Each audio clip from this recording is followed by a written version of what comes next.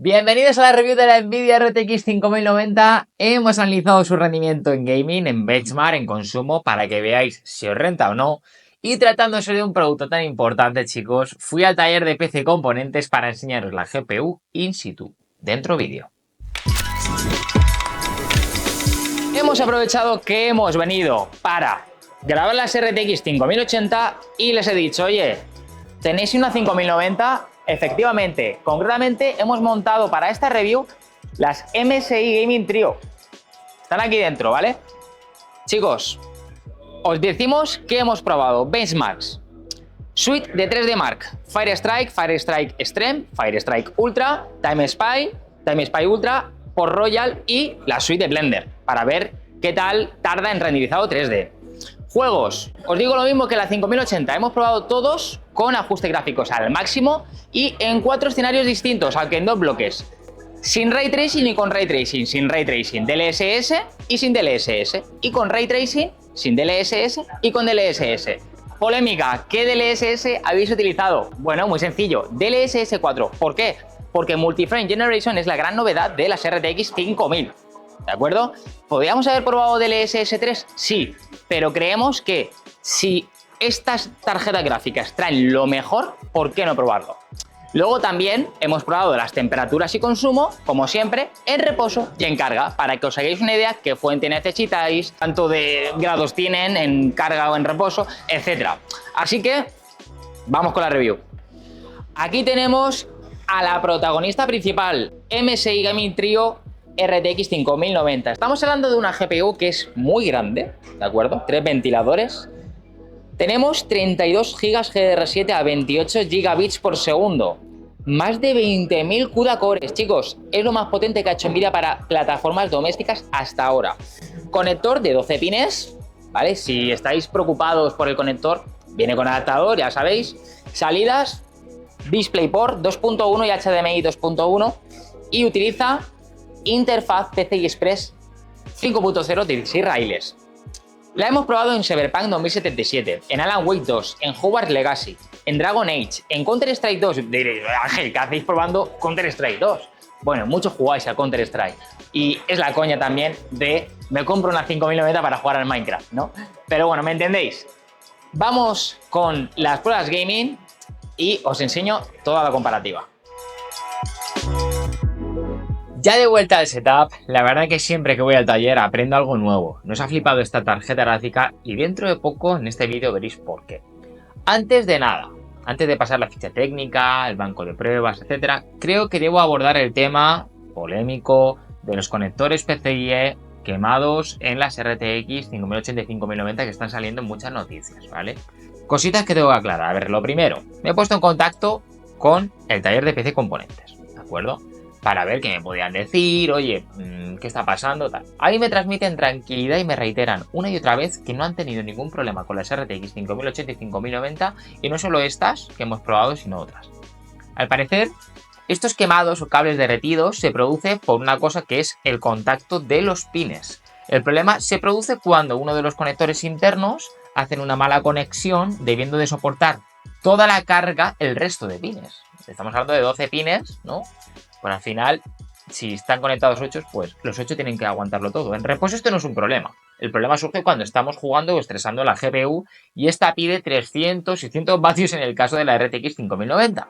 Entonces esa carga se debe repartir entre los pines bien conectados y el resultado es que se quema el conector o se deriven ciertos cables. Por ejemplo, Asus tiene una utilidad muy chula que monitoriza al extremo toda la PCB de la GPU a nivel de decirnos cuántos pines están conectados y su amperaje. Entonces, en taller, no han tenido ni una sola RTX 4090 quemada y han vendido muchas. Así como no han tenido tampoco problemas con las RTX 5080 y 5090 que han probado. Esto es lo que puedo deciros, chicos. De momento, pues no sé si habrá actualización, si cambiarán cables, etc. Por el momento, mi recomendación es utilizar siempre cables oficiales de la fuente o de la GPU. La GPU suele traer alargadores, ¿no? O adaptadores, pero no suelen traer un cable directamente a la fuente. Pero aquellos que tengáis fuentes modulares, etcétera, aseguraros bien que están bien conectados y ir viendo temperaturas, sobre todo monitorizando con HW-Info, etcétera. Aunque es difícil porque creo que en HW-Info no se puede ver la temperatura de los cables. Hemos visto muchos creadores de contenido que con una cámara térmica pueden ver, ¿no? Enfocando simplemente cómo se pone de caliente el conector y se va a más de 50 grados el conector simplemente. Entonces, tened cuidado con esto y ya os digo que en taller me han dicho que no hay ningún problema si se hacen bien las cosas. O sea, vamos ya con las especificaciones técnicas y el banco de pruebas. Va. Vamos con las especificaciones técnicas de esta GPU que son una locura, ¿eh? Tenemos arquitectura Blackwell, proceso de 5 nanómetros, el chip es el GB202 y lo que tiene en el interior es de récord, ojito, 21.760 CUDA cores, 680 Tensor cores y 170 RT cores. Con todo esto tenemos más de 100 megas de caché total en esta GPU, ojito. Frecuencia modelo MSI Gaming Trio, casi 2,5 GHz de frecuencia, vienen ya muy apretadas de serie, vais a ver ligeros bailes en los megahercios. Monta 16 módulos de GDR7 que dan 32 GB a 28 GB de velocidad con un bus de 512 bits y un ancho de banda de 1,79 TB por segundo, Telita. Como era de esperar, usa PCI Express 5.0 de 16 raíles como interfaz y lo tocho es el TDP. 575 vatios que nos van a exigir 1000 vatios de fuente fácilmente, Ya lo digo, las puertas de salida se reparten entre HDMI 2.1B, DisplayPort 2.1B, el diseño es de 4 slots y pesa casi 3 kilos. Poca broma. Os recomiendo, como dije en la RTX 5080, montarlo en un flex de forma vertical, porque si lo montáis forma stock en una ranura PCI Express, aunque esté reforzada de una placa base buena, pesa mucho, pesa 3 kilos. Y el diseño son 4 slots. Ojo a las cajas que tengáis por ahí, que igual os toca pillar una nueva. Venga, vamos con el banco de pruebas, que esto es más sencillito. Cositas del banco de pruebas. Aquí tenéis en la imagen todo el banco de pruebas. Mismo en la RTX 5080 y 4080 Super. Aunque yo en el taller muestro otro PC, no es el mismo, ¿de acuerdo? O sea, lo montamos ahí porque mola mucho. Además es un PC que montamos custom, pero no es el mismo. Lo probamos con la misma fuente de 850 vatios, que luego hablaré de ello, si hubo limitación de rendimiento o no. También lo montamos con el Ryzen el 9800X3D, lo montamos con una placa sencillita X670, también con 64 GB de RAM. En teoría, ningún problema en el banco de pruebas limitante, quitando un poco la fuente, pero bueno, ahora veremos si de verdad es limitante o no. Venga, vamos ya con los benchmark y luego con las pruebas gaming, que es lo que os mola. He cambiado el diseño de las diapositivas, creo que va a molar más, Comentadme abajo si os mola, venga, va. Empezamos los benchmark. Fire Strike no trae ninguna novedad. Conforme más exigente es el test, más diferencia saca la RTX 5090, que es bastante, tengo que decir, sobre todo en Extreme y Ultra. En Time Spy, más de lo mismo, incluso más diferencia en el primer test. Llegamos a Port Royal y es una locura la diferencia en Ray Tracing que podemos ver finalmente, Ojo con esto porque luego lo veremos. Terminamos con Blender y la RTX 5090 está a otro nivel clarísimamente, aunque vemos a las RTX 4080 Super y 5080 muy reñidas, Haremos comparativa a ver qué es lo que surge, pero bueno, esto es lo que puedo decir, vamos a los juegos, va. Ya expliqué la metodología en la review de la RTX 5080, pero venga, la repito brevemente aquí. ¿Cómo hemos medido los juegos? Probamos los juegos a máximos gráficos en 1080p, 1440p y 2160p. Los juegos probados son Cyberpunk 2077, Marvel Rivals, Counter-Strike 2, Alan Wake 2, Hogwarts Legacy y Dragon Age Bedwars. Los probamos sin DLSS y luego con DLSS 4. Adelanto que con DLSS 4 desaparecerá el counter porque no lo integra. En Ray Tracing haremos lo mismo. Ojo, la 4080 Super solo usa DLSS 3. Venga, empezamos con 1080p. Gran diferencia respecto a la RTX 5080. Con la 5090 podremos jugar a más de 165 FPS sin problema con todo Ultra y en juegos bastante exigentes. Llegamos al 2K. vemos que bajan los FPS, pero la 5090 sigue manteniéndose bastante bien como una GPU que en esta resolución nos permite llegar a 200 FPS en Hogwarts Legacy, ¿eh? Recordad, todos los FPS son promedios, chicos. Vamos al 4K, que es lo que interesa aquí. Aquí seguimos teniendo ciertos problemas para llegar a 100 FPS sin DLSS, esencialmente en juegos como Cyberpunk o Alan Wake, que son bastante exigentes. ¿De acuerdo? Esto es el rasterizado, tan famoso. ¿Qué os parece? Comentadme, oye, me ha decepcionado, no me ha gustado. Lo que sea. Vamos a pasar ya a los juegos con DLSS 4 y con DLSS 3 en el caso de la 4080 Super. El preset utilizado es el DLSS equilibrado en todos los juegos. DLSS 4, hemos utilizado el por 4 Multi-Frame Generation, también tenéis el por 3, pero recordad que el por 2 es Frame Generation a secas, DLSS 3, venga. Espectáculo en los gráficos, viendo que la 5090 puede ofrecerte 1080p a más de 400 FPS estables y aprovechar los monitores de 360 o 480 Hz para eSports, lo que es una auténtica locura, chicos. Telita, 2K. Seguimos viendo FPS brutales. Jugar a más de 250 FPS estables está garantizado con la 5090 y se distancia bastante de la 5080. Ya veis que DLSS 3 parece una anécdota en comparación con estos resultados. 4K, ¿qué tal lo hace el DLSS 4? Pues podremos jugar sin Ray Tracing de por medio y con el por 4 activado a unos 200 FPS promedio, lo cual me parece una auténtica barbaridad. Habréis visto que el Hogwarts Legacy está muy lejos de los resultados de las otras dos GPUs. No lo toméis en cuenta porque pudo haber un error en el ajuste, en la recogida de datos, no sé. Es posible que activáramos Super Resolution aparte de Multi-Frame Generation, lo cual te da un aumento de FPS brutal, pero también te quita calidad de imagen. Vamos con los resultados en Ray Tracing. Ahora pasamos al Ray Tracing con 4 juegos probados al máximo: Cyberpunk, Alan Wake, Hogwarts Legacy, Dragon Age. Venga, 1080p. Bueno, primero, antes de nada, primero os enseñamos los resultados sin DLSS y luego con DLSS 3 o 4, dependiendo del GPU, activado en perfil equilibrado, en el preset equilibrado. Venga, ahora sí, 1080p. Vemos unos resultados variopintos. En Cyberpunk 2077 costará superar los 100 FPS, Alan Wake no llega a esa cifra y Hogwarts Legacy da el mejor resultado. No son muy buenos, ¿eh? Vamos al 2K, a ver qué pasa. Las cosas se ponen feas en Alan Wake 2 y Cyberpunk. Sobrepasar los 60 FPS estables es un logro, y esto no habla muy bien del rendimiento rasterizado, Ray Tracing sin DLSS de por medio, ¿eh? Ya os lo voy adelantando. Y en 4K ya veis, datos que a mí no me terminan de convencer. No llega ni a 100 FPS en la 5090 y de las RTX 4080 Super y 5080 ya hablaré en otro vídeo porque obtienen unos FPS muy bajos. Vamos a activar DLSS equilibrado en las 3 a ver qué ocurre. Vale, a ver qué ocurre. Venga, 1080p. Esto es otra historia, ¿eh? Resultados excelentes en todos los juegos, incluso Cyberpunk pasa de 300 FPS. Poquísima broma, 300 FPS en Cyberpunk con RT Ultra, ¿eh? Con el 2K tampoco sufre mucho. La RTX 5090 ofrece un rendimiento top, sobre los 200 FPS como mínimo. Dependerá también mucho del juego que vayáis a ejecutar, ¿eh? Ya os voy adelantando. 4K sigue siendo una tarea pendiente de Nvidia, se mejoran muchísimo los FPS, pero en juegos como Alan Wake o Cyberpunk no es posible pasar de los 140 FPS. De todos modos, no me quiero quedar con estos dos juegos como ejemplo, porque está claro que no están del todo optimizados, ¿eh? Así que bueno, esto es lo que podéis esperar en gaming, tanto sin Ray Tracing como con Ray Tracing. Y ya queda tocar promedios, consumos y un poquito más.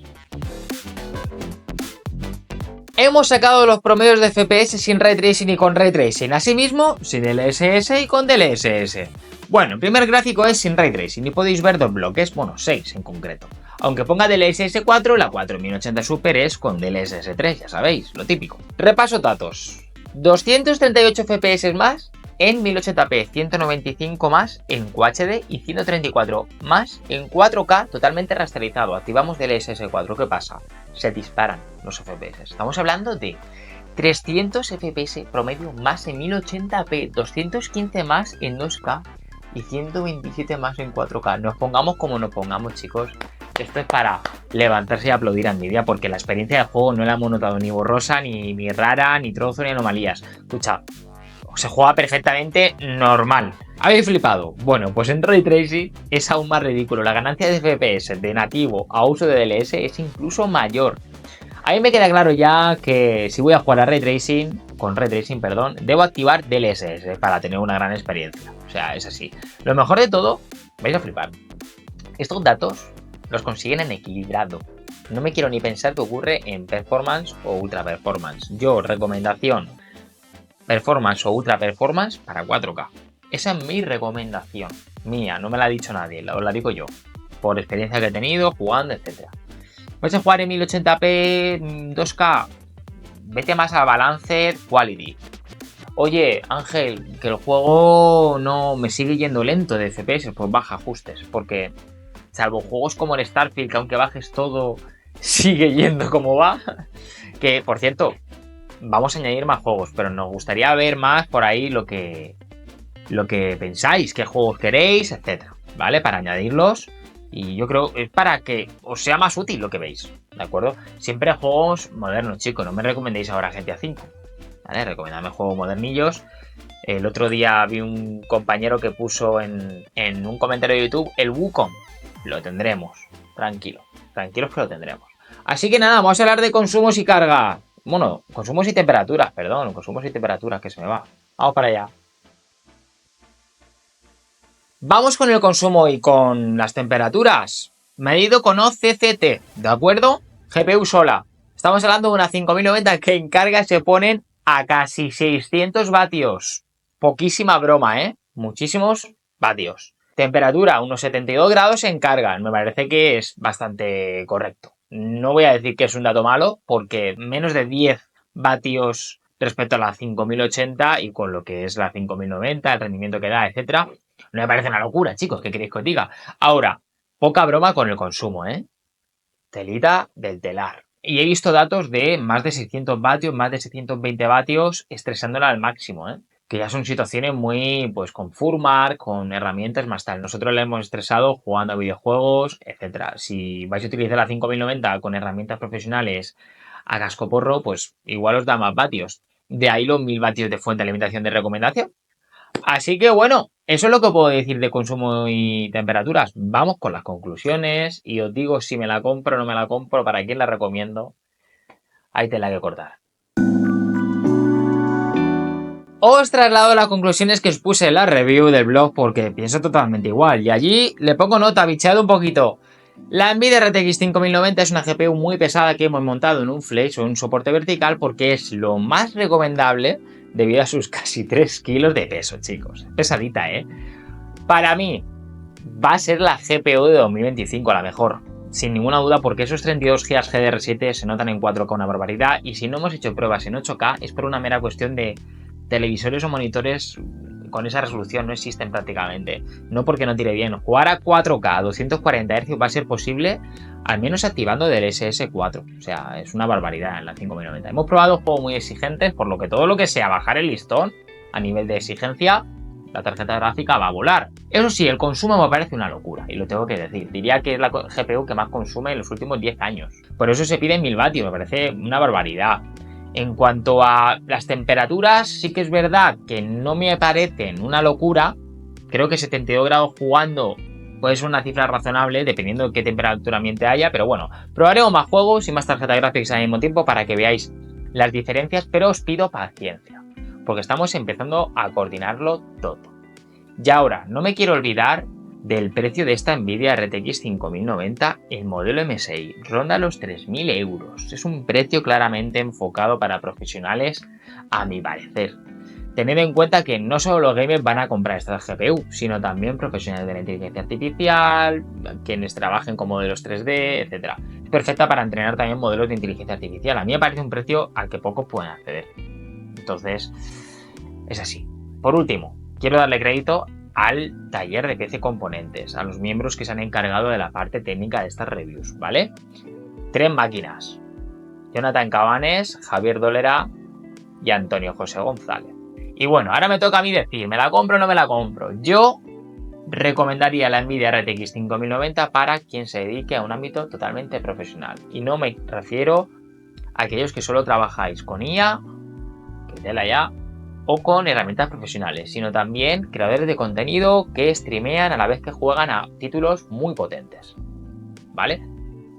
¿Significa esto que para streamear necesitas una 5090? No, no, pero es una GPU que, oye, 5 añitos te va a dar de alegrías, sin ningún tipo de problema, ¿vale? 32 GB GDR7, yo quiero ver lo que viene en AMD y quiero ver lo que viene en otras GPUs, pero ya os digo que es mucha VRAM, mucha VRAM.